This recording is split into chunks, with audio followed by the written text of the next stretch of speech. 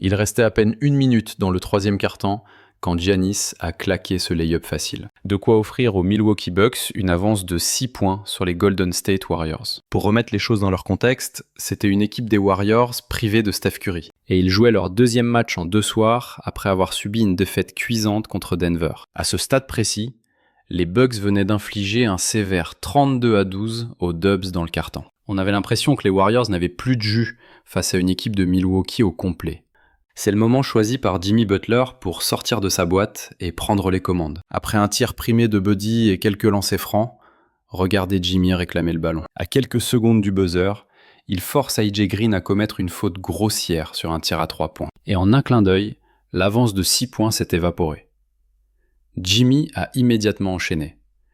Il plante un tir avec la faute avant de jouer l'isolation face à Gary Trent Jr. Il atteint son spot préférentiel et s'élève pour marquer. Mais le show Butler ne faisait que commencer. Il a dicté sa loi tout le quatrième quart-temps, ici en récupérant le main à main de Docteur. Observez comment il attire Brook Lopez pour éloigner la défense de Quinton Post. On sait tous que Monsieur Post rate rarement ce genre d'occasion, et Jimmy a remis le couvert. Cette fois, il dépose Kuzma sur le premier pas et s'arrête net pour lâcher un flotteur au-dessus de Giannis. Et Jimmy ne s'est pas contenté de scorer, il a aussi distribué 3 autres passes décisives, tout en continuant d'agresser le cercle pour obtenir des voyages sur la ligne des lancers. C'est ça l'effet de Jimmy Butler, renverser une grosse écurie comme Milwaukee en l'espace de 6 minutes. Alors que les Warriors étaient dans les cordes, il a tout géré.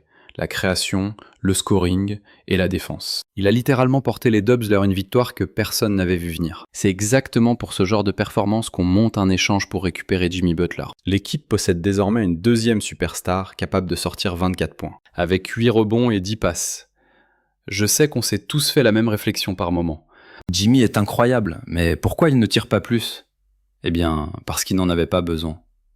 Durant son premier mois, il était ravi de jouer les facilitateurs et de rester en retrait. Il laissait des gars comme Moses Moody, Quinton Post et Steph profiter de sa vision du jeu. Mais ça ne veut pas dire qu'on a oublié quel scoreur redoutable il peut être. Il a remis les pendules à l'heure il y a quelques jours. Quand ce sera mon moment, vous le saurez. D'ici là, je fais tourner la balle, je trouve les copains ouverts pour des tirs faciles. On joue la transition à fond et on continue d'empiler les victoires. Sauf que là, sans Steph Curry sur le parquet, c'était au tour de Jimmy, et il n'a pas déçu. Mais avant de parler de Jimmy, de Pods ou même de Buddy, qui ont tous assuré en attaque, les Warriors n'auraient jamais gagné ce match sans l'intervention héroïque d'un homme en particulier. Je parle évidemment de Draymond Green et de son mètre 98, capable de défendre sur cette force de la nature inarrêtable de 2,11 m qu'est Giannis. À 35 ans, c'est l'exemple parfait de l'intelligence de jeu. Voilà pourquoi Draymond restera comme l'un des plus grands défenseurs de l'histoire, et surtout le plus unique. Regardez-le coulisser sur cette action. Il coupe l'accès au tir à 3 points de Dame, revient sur lui, puis retourne sur Giannis. Et quand le Greek Freak arrive lancé comme un train, admirez la capacité de Dre à le contrer. En reculant avec un angle impossible. Le ralenti ne rend même pas justice à l'exploit. Ce type est un génie défensif. Où là, quand il poursuit Giannis autour de l'écran, il s'assure que la passe d'un intervalle pour Kuzma soit impossible. Et avec Post qui le ralentit bien, Dre surgit alors de nulle part pour intervenir. Matez un peu le boulot défensif de Draymond sur cette action. Quand Giannis pose l'écran pour Trent, Dre glisse juste ce qu'il faut pour couper la ligne de passe.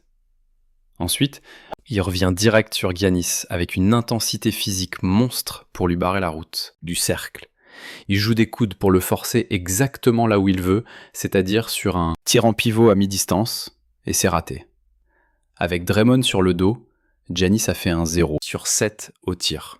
Pas un seul panier rentré dans le quatrième quart-temps. Dès que le grec semblait avoir une ouverture pour un panier facile, Draymond s'assurait de faire faute. Certains diront que c'est pas de la grande défense, mais vu comment Giannis galère au lancer, et sa capacité à finir malgré les contacts, le limiter à des lancers francs sans lui donner. Le panier avec la faute bonus ou des points faciles, c'est du génie défensif. C'est ça qui le force à prendre ses tirs extérieurs, et si t'es les Warriors, tu signes tout de suite pour ça. Et parce que c'est Draymond, il peut faire tout ça et enchaîner en changeant sur Kevin Porter Jr. pour aller contrer son tir à 3 points. C'est la définition même de pouvoir. Défendre sur les 5 postes. C'est ça une masterclass d'un Draymond de 35 ans. Face à l'un des joueurs les plus inarrêtables de la NBA, qui lui rend pourtant plus de 10 cm. Logiquement, Draymond n'a aucun droit de pouvoir le stopper, mais il faut admettre qu'il est juste trop fort. Je sais déjà ce que certains vont dire. Tu vas parler de la défaite contre les Nuggets la veille, un match sans Jokic ni Murray. Ah ouais, c'était une catastrophe, tout le monde dans l'équipe et chez les fans le sait. Mais pour remettre les choses en perspective, les Wolves, l'autre équipe en forme du moment, avec qui les Warriors se battent pour cette 6e place, ont perdu le même soir. Sans oublier que les Warriors sont devenus la première équipe de l'histoire à shooter sous les 30% à 3 points et 60% au lancer dans le même match. C'était une anomalie statistique totale. Voilà pourquoi les Dubs ont perdu. Ça reste une défaite. Je dis pas le contraire, mais impossible de regarder ce match sans Steph et la performance de Jimmy, sans se dire que cette équipe a changé. Toutes les équipes perdent des matchs, mais les Warriors d'il y a 3 mois n'avaient aucune chance de battre Giannis et Dame. Sans Steph, surtout après ce 3e quart-temps, et c'était pas que grâce à Jimmy et Dre. Il y a 3 autres gars que je veux saluer. Brandin Podziemski, qu'on traitait de pire joueur de la NBA après 1 mois de compétition. Depuis, il est devenu un modèle de régularité. Hyper fiable, et même après sa blessure de quelques semaines, il revient pour planter 3 points décisifs, prouvant encore que cette équipe a passé un cap.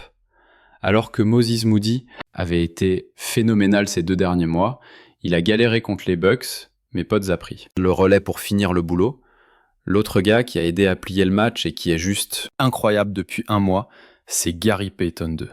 Sérieux, c'est devenu un sniper maintenant ? Tu peux juste lui balancer la balle dans le corner, peu importe la situation, et il fait ficelle. On dirait bien que c'est le nouveau standard pour GP2. Sans parler de son énergie défensive qui est remontée en flèche, et sa finition au cercle qui mérite le respect. Ses petites poussettes, ses flotteurs, ses bras roulés, c'est pas pour rien qu'on l'appelle le Little Big Man. La renaissance de GP2, c'est vraiment un truc à ne pas... Et il va le planter ? On dirait bien que c'est automatique pour GP2. Sans même parler de son intensité défensive qui grimpe, il finit ses actions au cercle, et je ne peux pas assez insister là-dessus, ses tirs poussés, ses flotteurs, ses bras roulés, on ne l'appelle pas le Little Big Man pour rien. Le grand retour de GP2, c'est quelque chose qu'on ne doit pas. On a tendance à l'oublier, mais sans GP2, les Dubs auraient laissé filer un paquet de matchs le mois dernier. C'est la même histoire pour Quinton Post. Les gars, réalisez que les Warriors l'ont récupéré contre une simple enveloppe de cash. Et aujourd'hui, il est titulaire dans l'une des meilleures écuries de la conférence Ouest. Je sais pas pour vous, mais moi, dès qu'il arme son tir, je suis persuadé que ça va faire ficelle. Je ne dis pas que c'est le Steph Curry des intérieurs, mais en fait si, c'est carrément le Steph Curry des géants. Parce que Quinton Post est un sniper d'élite. Et le voir se placer dans le corner pour dégainer, c'est juste magique. Et vous savez quoi ? J'ai sorti une vidéo sur la défense monstrueuse de Draymond Green. Sur la chaîne des Golden State Warriors, il y a 2 ou 3 semaines. Vous m'avez peut-être déjà entendu en toucher un. Mais franchement, après une telle performance, si vous avez raté cette vidéo, c'est le moment idéal pour aller la voir. Parce que Draymond Green est vraiment unique en son genre. Si vous avez kiffé la vidéo, n'hésitez pas à lâcher un petit pouce bleu. Pensez aussi à vous abonner à la chaîne, ça ferait super plaisir. Mais le plus important, passez une excellente journée. Allez, ciao.